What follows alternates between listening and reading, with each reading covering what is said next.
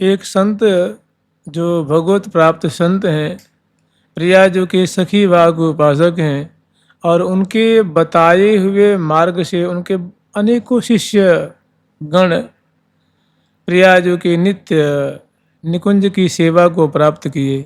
उन्होंने एक दोहा कहा है कि सखी भाव राधा भजे सो पावे निज धाम। सखी भाव राधा भजे सो पावे निज धाम। टहल लहे सामीपता रीझे श्री घनश्याम।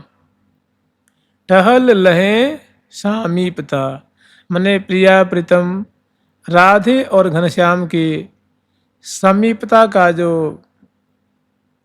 टहल है, जो अत्यंत करीब की जो सेवा है, जैसे चंवर ढोरने की सेवा है, बिजना से ब्यार करने की सेवा है, भोजन कराने की सेवा है, स्नान कराने की सेवा है, अत्यंत पास में उपस्थित होकर के वो जो साधक है वो प्रिया प्रीतम की पहले तो मानसिक भावना करता है, सेवा करता है, और जैसे जैसे प्रीति बढ़ती है, जैसे जैसे उसके हृदय की मलिनता दूर होती है, वैसे वैसे रस की सरिता बहिबे। मने प्रिया प्रीतम की जो रसमय रूप माधुरी है और रसमय केली है, उसकी तो मानो बाढ़ सी आ जाती है। और सदा सर्वदा के लिए प्रिया प्रीतम की जो हमें बलि बड़ो यही है पोष, दंपति की परिचर्या ही करी पामे परम संतोष। बहुत बढ़िया बात कही, सार बात कही है। एक बार क्या हुआ कि एक कन्या थी, शुरू से ही उसको प्रिया प्रीतम के प्रति लगन लग गई थी।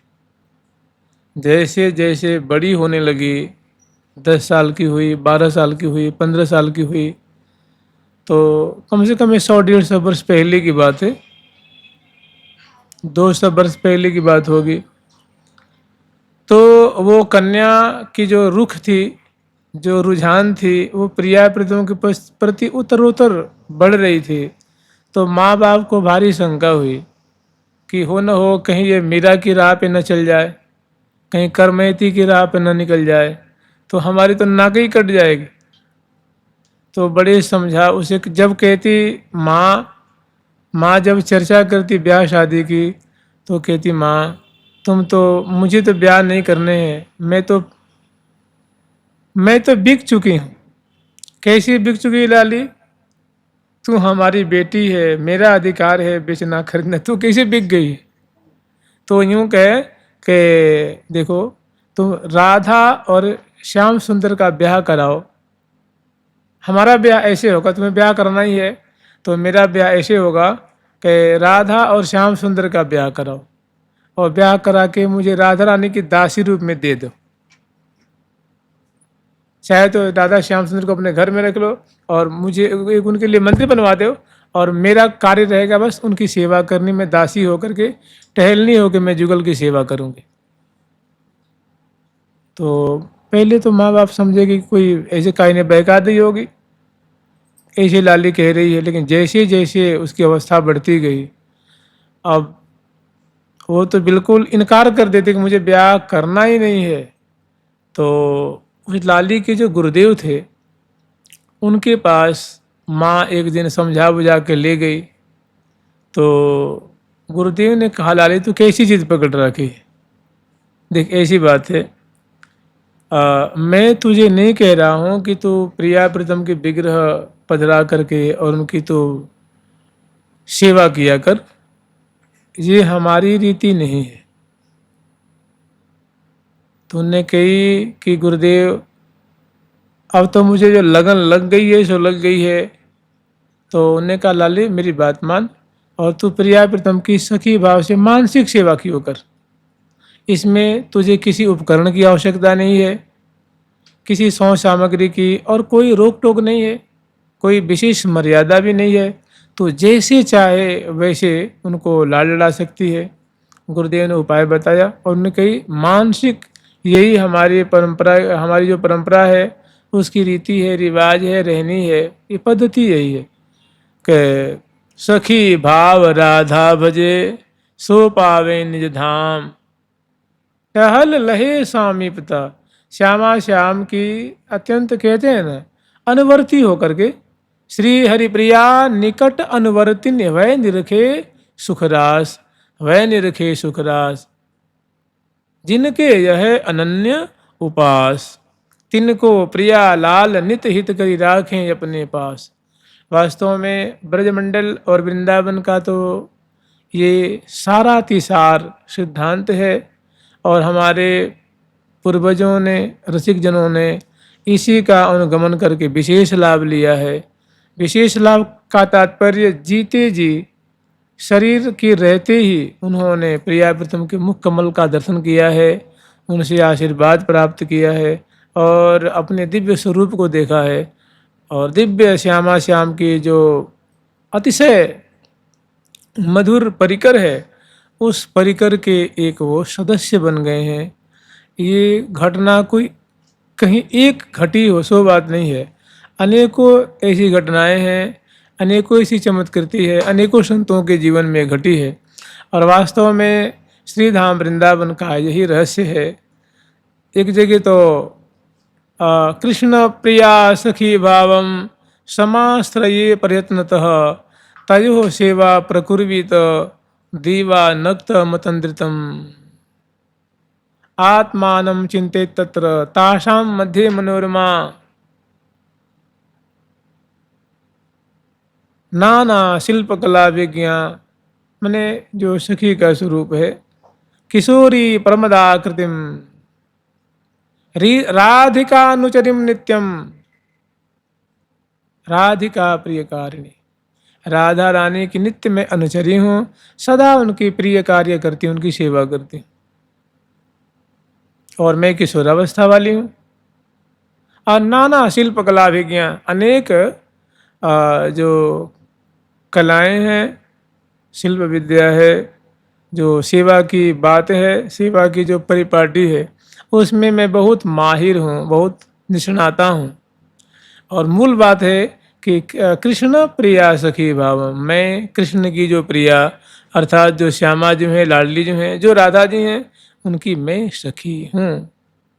इस भाव से तो क्या हुआ, गुरुदेव ने उनको, वो जो लाली थी उसको माँ के सामने बैठा करके उपदेश किया, लाली मैं तुझे नहीं कह रहा हूँ तू श्री विग्रह की सेवा किया कर, तू मानसिक सेवा किया कर।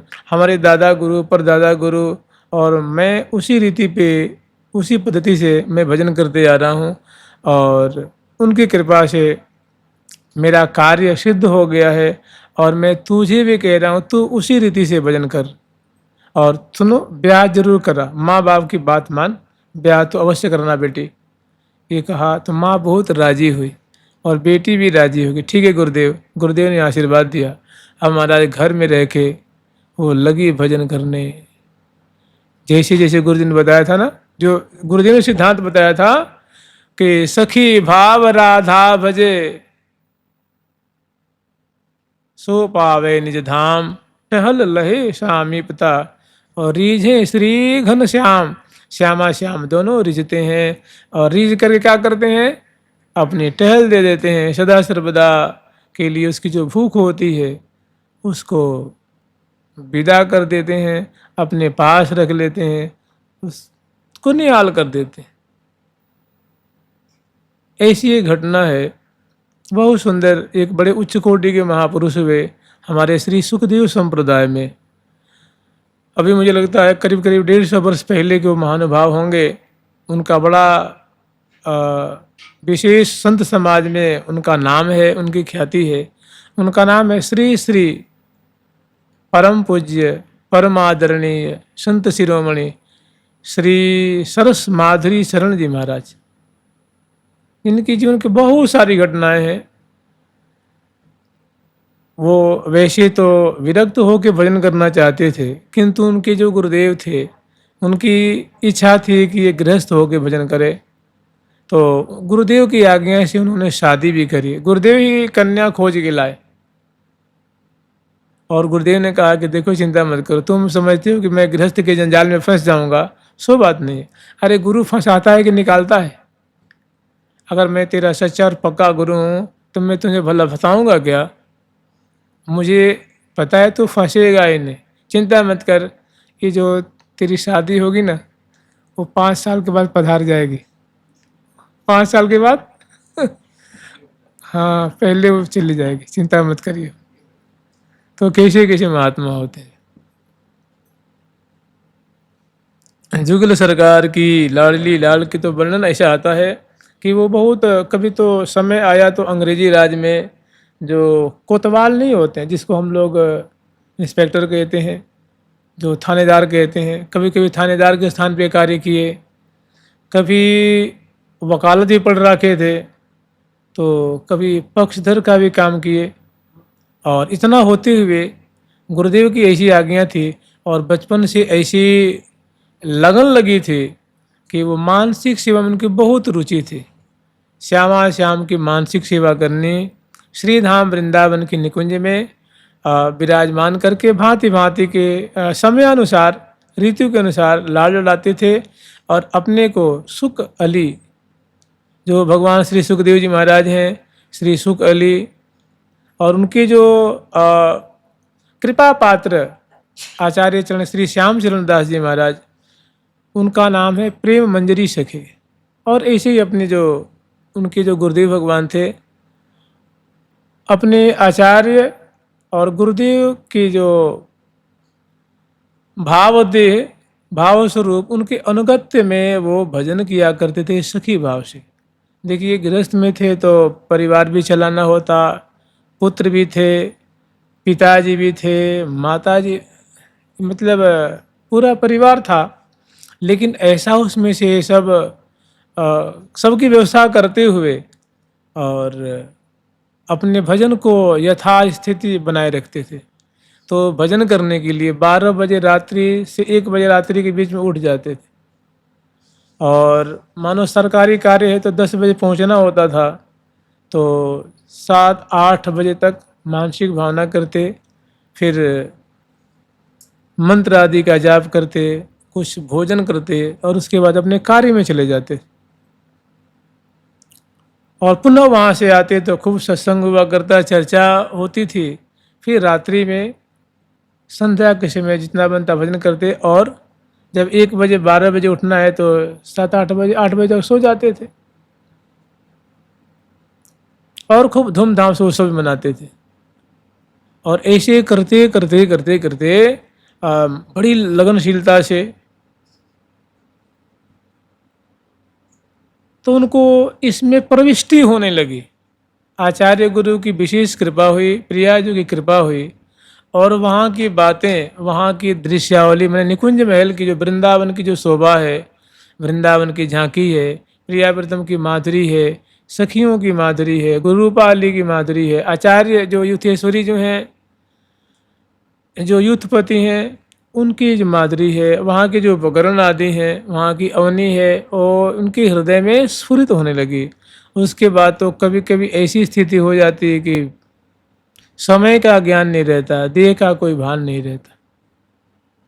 तो वास्तव में ये जो परिपाटी है ना, ये जो अकिंचन भक्त है ना, जो बड़े ही अप्रग्रही हैं, अपरिग्रह के वृत्ति से रहते हैं, जिनके पास इस सब की विशेष व्यवस्था नहीं है और वो चाहते भी नहीं हैं, उनके लिए बहुत सुंदर मार्ग है।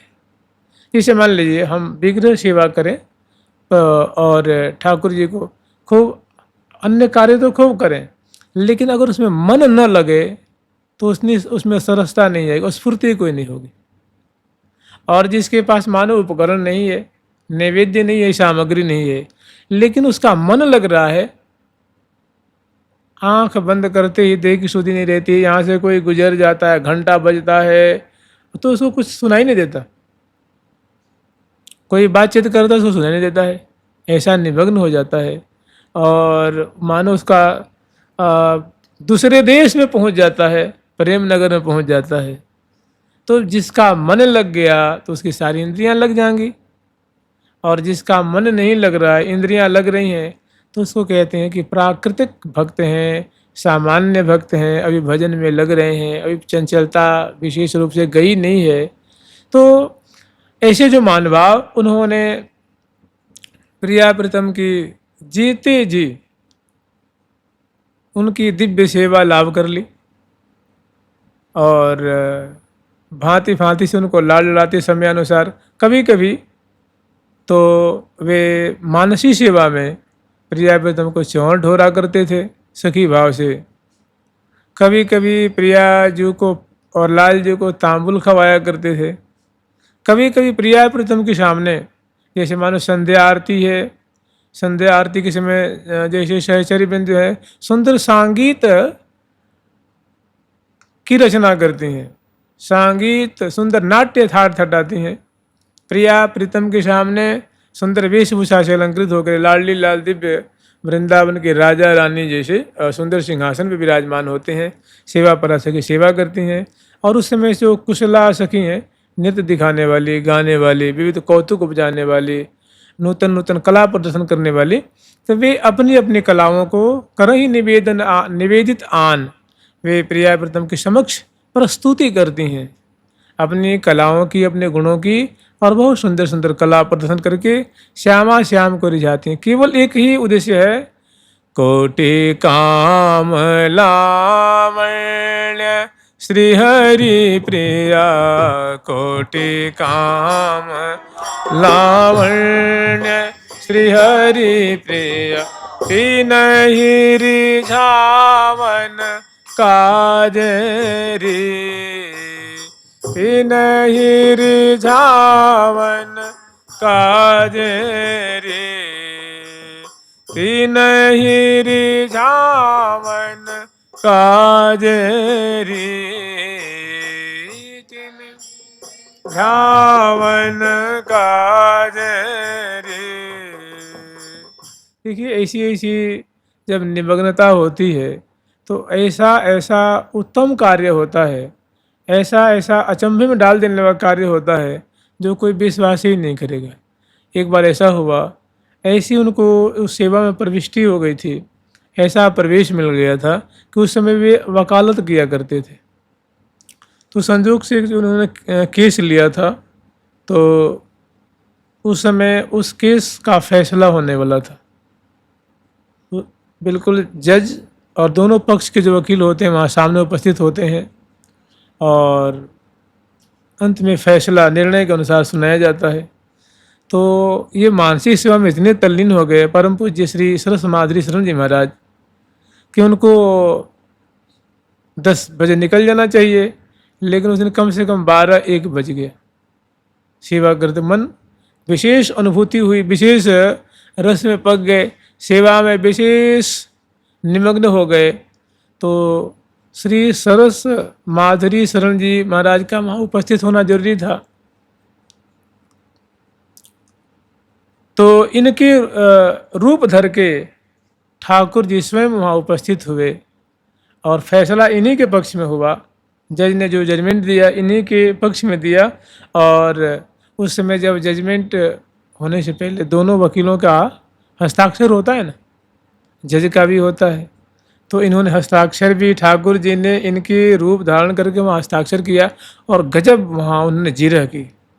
बहस हुई, विलक्षण ढंग से बहस हुई और जीत इनके फैसला इनके पक्ष में गया और बहुत खुशी हुई।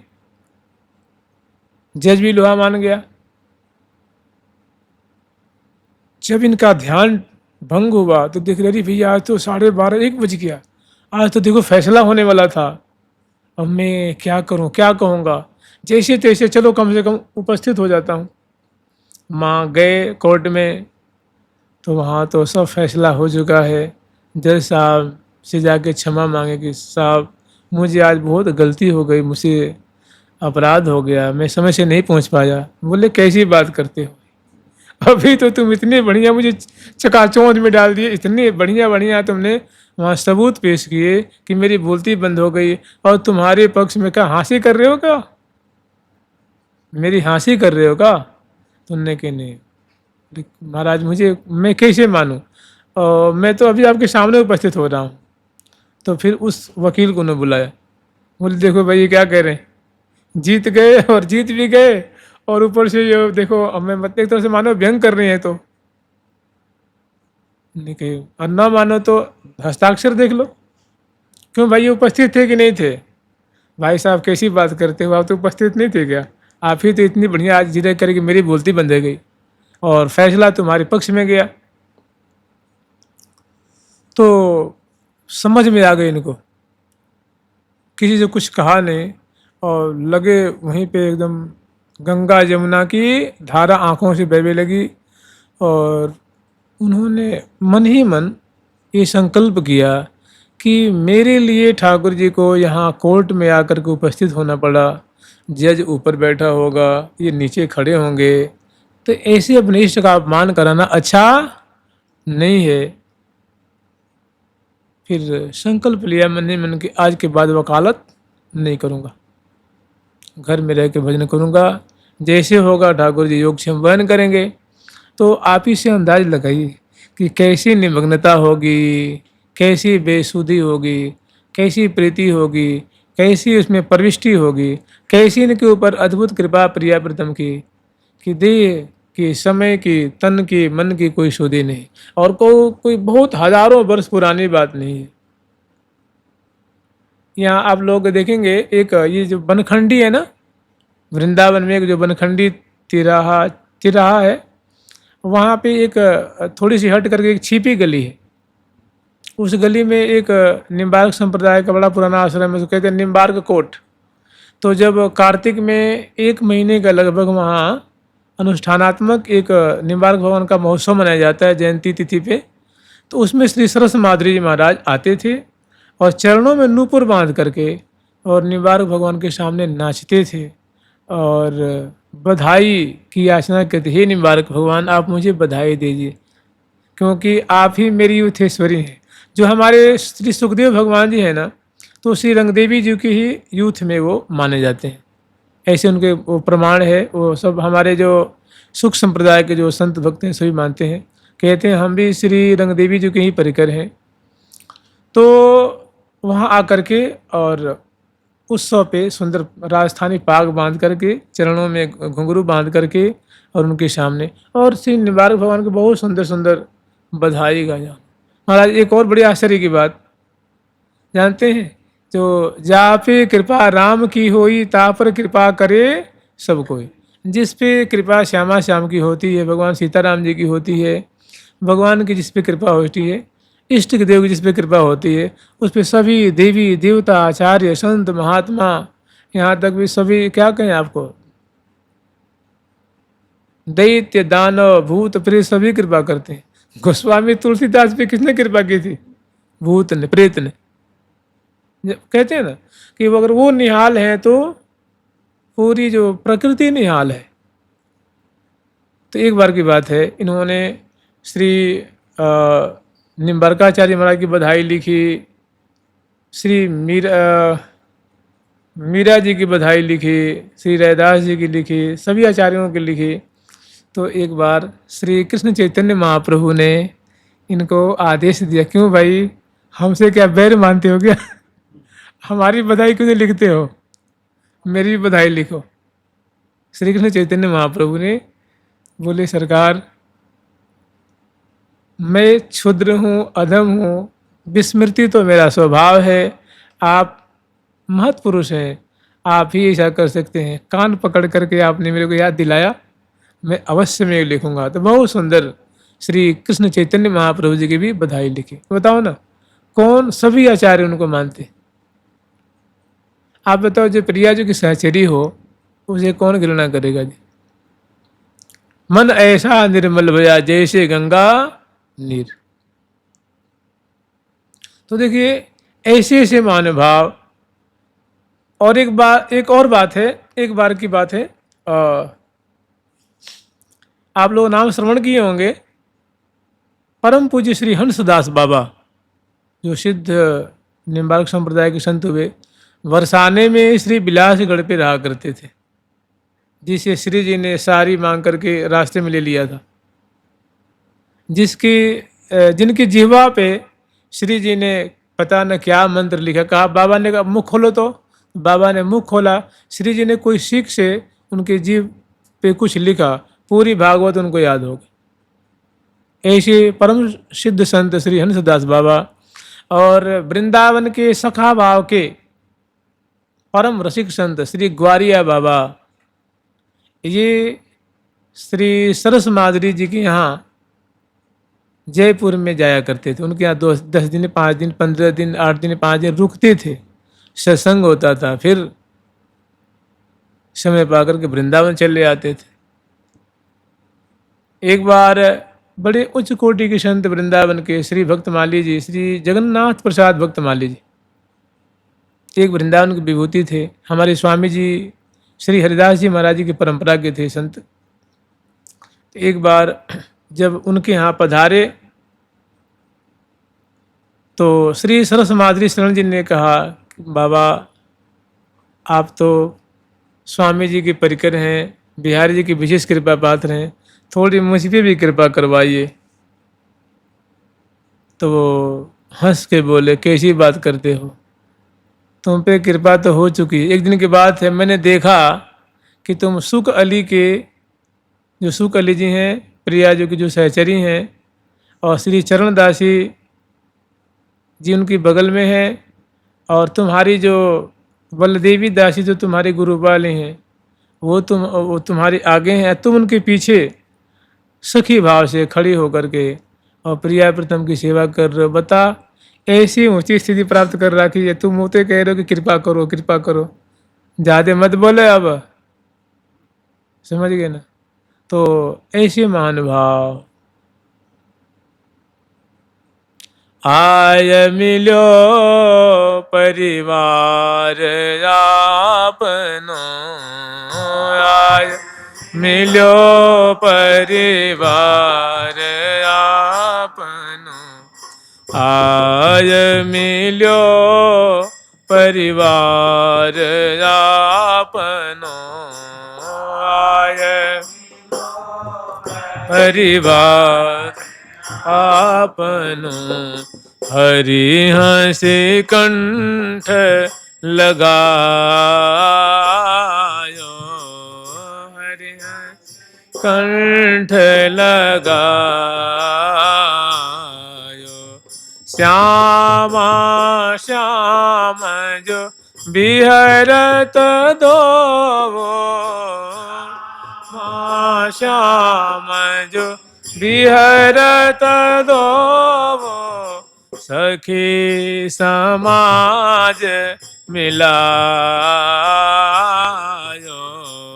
सखी समाज मिलायो, श्यामा श्याम जो बिहरत दोवो, श्याम जो बिहरत दोवो, सखी समाज मिलायो, सखी समाज मिलायो।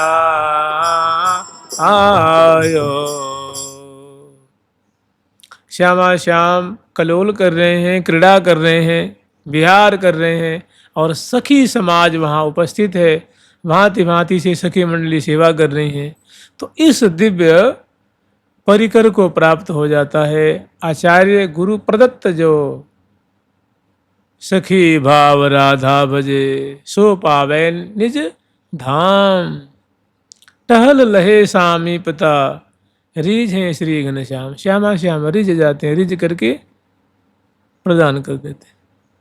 मैंने एक बहुत बड़ी, ये बहुत मधुर परिपाटी है, जो ब्रज की तो जान है, वृंदावन की रसिकों का मानो ये सर्वस्व है परिपाटी, और अनेकों सहस्रों सहस्रों रसिक जन इसका आश्रय लेकर के और श्यामा श्याम के दिव्य भाव को प्राप्त किए हैं। जुगल सरकार की और निवारक भगवान का तो मत यही है, श्री हरिप्रिया सखी का मत यही है कि प्रात काल ही उठ के धार सखी को भाव।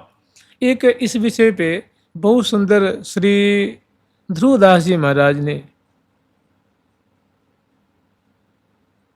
अपना सिद्धांत निरूपण किया है। वो भी कह रहे हैं कि प्रथम ही मज्जन कीजिए सौरभ अंग लगाए।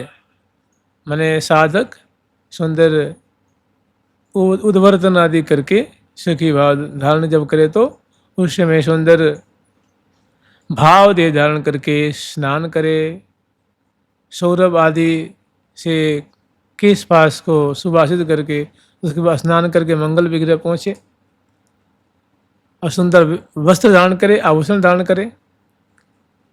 फिर आगे वर्णन कर रहे हैं कि ता पीछे रच पच करे सुंदर तिलक बनाए। उसके बाद सुंदर जो है षोडश श्रृंगार करे और प्रिया प्रथम की सामग्री जो सेवा की सामग्री है उसको लेकर के फिर जो परिपाटी है उसके अनुसार प्रिया प्रीतम की सेवा में उपस्थित हो जाए तो उसका परिणाम क्या है बता रहे हैं कि ता पीछे रच पच करे सुंदर तिलक बनाए।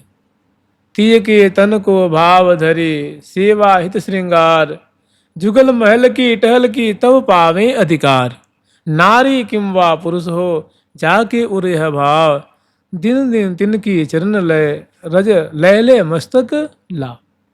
नारी हो किंवा पुरुष हो, जिसके हृदय में जो अपनी आत्मा को इस प्रकार स्मरण कर रहा है, चिंतन कर रहा है, सेवा में लगा रहा है, तो भैया ऐसे महानुभावों की चरण रज को बार बार नेत्रों से लगावे, मस्तक से लगावे कि बहुत भारी छलांग मारने वाला है, वो बहुत ऊंची उड़ान उड़ने वाला है, वो बहुत विशेष कृपा भाजन है। श्यामा श्याम की सेवा छोटी मोटी चीज है जी। लक्ष्म्या यश्चन गोचरी भवती, शेष महेश सुरेश गणेशुर बंदन हित वंशद पदरेन, अज अजहूँ खोजत नहीं पावत ध्यान मात्र आवत सुहिए न। जो श्यामा श्याम और श्यामा श्याम का परिकर ऐसे ऐसे महानुभावों के ध्यान में भी नहीं आते हैं, उनकी समाधि में भी उनकी छटा नहीं आती है, और ऐसा जो यहाँ मनुष्य रूप में हो, वैष्णव रूप में, भक्त रूप में हो, और वो भाव देह से कहाँ पहुँच जाता है, दिव्य परिकर में सम्मिलित हो जाता है। अब बस देह गिरने की बात है, देह गिरे और लागत निशाने पे, बाण जाके कहाँ लग जाएगा, निशाने पे। तो बहुत सुंदर रीति है, अनेकों महानुभावों ने, और महावाणी जी की तो समझ लीजिए सेवा सुख जो महावाणी जी में है वो तो सारा तिसार है। उसकी जो शुरुआत में कह दिए कि प्रात काल नहीं उठ के धार सखी को भाव, जाय मिले निज रूप सो जा खोज है उपाव। अष्टकाल सेवा जो सुख अहल महल की बात, कछु अलभता ही न रहे साधई सो साक्षात। कुछ भी अलभ ही नहीं रहेगा, माने कि हे साधक जो तुम अपने मन में ठान रखे हो, भावना कर रखे हो कि मैं प्रिया जी की ऐसी सेवा करूंगी, ऐसी ऐसी मैं उनके चमड़ ढोरूंगी, उनको चरण पलोटूंगी, तो तेरी भावना अलभ नहीं रहेगी, अप्राप्त नहीं रहेगी। जो जो तुमने ठान रखी है, मन में जो बैठा रखी है कि मुझे प्रिया प्रीतम की ऐसी सेवा मिलेगी, तो वो कछु अलभता ही ना, उस साधक को अलभ्य नहीं रहेगा, अप्राप्त नहीं रहेगा, अर्थात उसको अवश्य में वो प्राप्त होगा, अवश्य में वो स्थान मिलेगा जिसके लिए वो साधनारत है, साधना परायण है। जुगल सरकार की, लाडली लाल की, श्यामा श्याम की, वृंदावन धाम की।